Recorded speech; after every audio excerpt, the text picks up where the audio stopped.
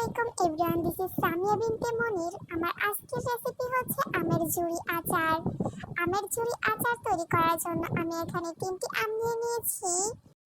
আম 3টি ভালোভাবে ছিলে পরিষ্কার করে নিয়েছি। এখন গ্রেটারের বড় সাইড দিয়ে গ্রেট করে নিচ্ছি 3টি আমি। আমার আম 3টির আটি বেঁধে গিয়েছিল, সেজন্য আমার গ্রেট করতে সমস্যা হয়নি। তবে আটি যদি বাঁধা না থাকে তাহলে গ্রেট করার সময় বড়াটা গ্রেট হয়ে যায়। আমি কিভাবে গ্রেট করেছি তা আপনারা দেখতেই পাচ্ছেন স্ক্রিনে। এখন 3টি গ্রেট করা আম আমি ভালোভাবে পানি দিয়ে ধুয়ে নিচ্ছি। কিছুক্ষণ ভিজিয়ে রেখেছিলাম 5 মিনিটের মতো। এরপর ধুয়ে পানি থেকে তুলে নিচ্ছি। এখন এর মধ্যে দিয়ে দিচ্ছি চিনি। চিনিটা আপনারা আপনাদের পছন্দ অনুযায়ী দিবেন। কেউ মিষ্টি বেশি খেতে চাইলে বেশি চিনি অ্যাড করবেন, আর কেউ কম খেতে চাইলে কম চিনি অ্যাড করবেন। এখন একটি মশলা তৈরি করে নিব। মশলার জন্য আমি প্রথমে দিয়ে দিচ্ছি প্যানের মধ্যে 1টি শুকনো মরিচ। এরপর দিয়ে দিচ্ছি কিছু সরিষা, কালো জিরে, জিরে, মিষ্টি জিরে, বড় ধনিয়া, সবগুলো সাথে কিছু মেখে দিয়েছি। আমি বাসাতে আচারের জন্য এভাবেই মশলা তৈরি করে থাকি। সবগুলো মশলা ভালোভাবে পেশা হয়ে গেলে এক সাইডে রেখে আমি আমের আচারটি তৈরি করে নিব। চিনি দিয়ে আমি 2 ঘন্টার মতো আমগুলো ভিজিয়ে রেখেছিলাম চিনির মধ্যে।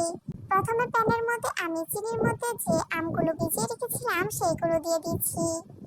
এই আচারের মধ্যে কোনো প্রকার তেলের প্রয়োজন হয় না। তবে আপনারা যদি দীর্ঘদিন সংরক্ষণ করতে চান তাহলে এখানে ভিনেগার অ্যাড করতে পারেন।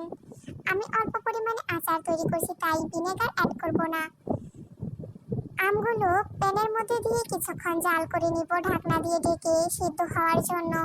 পানিটা যখন শুকিয়ে আসবে সে পর্যায়ে আমি এখানে দিয়ে দিচ্ছি অল্প পরিমাণে লবণ। এরপর দিয়ে দিচ্ছি যে মশলাটা তৈরি করে রেখেছিলাম সেই মশলা বা লাল গুঁড়াটাও অ্যাড করতে পারেন, কিন্তু আমি এখানে মরিচের গুঁড়ো অ্যাড করিনি, সেজন্য আমি লাস্ট পর্যায়ে দিয়ে দিচ্ছি ফুড কালার। খাবার যদি দেখতেই সুন্দর না হয় তাহলে খাবারের টেস্টটা করতে আমাদের একদম ইচ্ছে হয় না, সেজন্য আমি এখানে ফুড কালার অ্যাড করেছি অল্প পরিমাণে।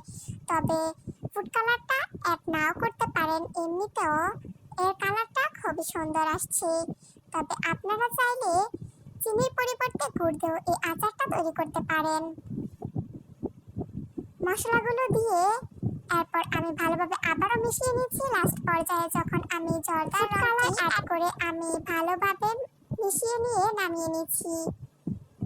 নামিয়ে নিয়ে একটি কাঁটা চামচের সাহায্যে আমি আমের আচারগুলো ছাড়িয়ে নিচ্ছি যাতে একসাথে দলা পাকিয়ে না থাকে, সেজন্য। এরপর নামিয়ে উপর দিয়ে কিছু চিলি ফ্লেক্স দিয়ে দিয়েছি। এটা আপনারা চাইলে স্কিপও করতে পারেন। আসসালামু আলাইকুম, thanks for watching this video.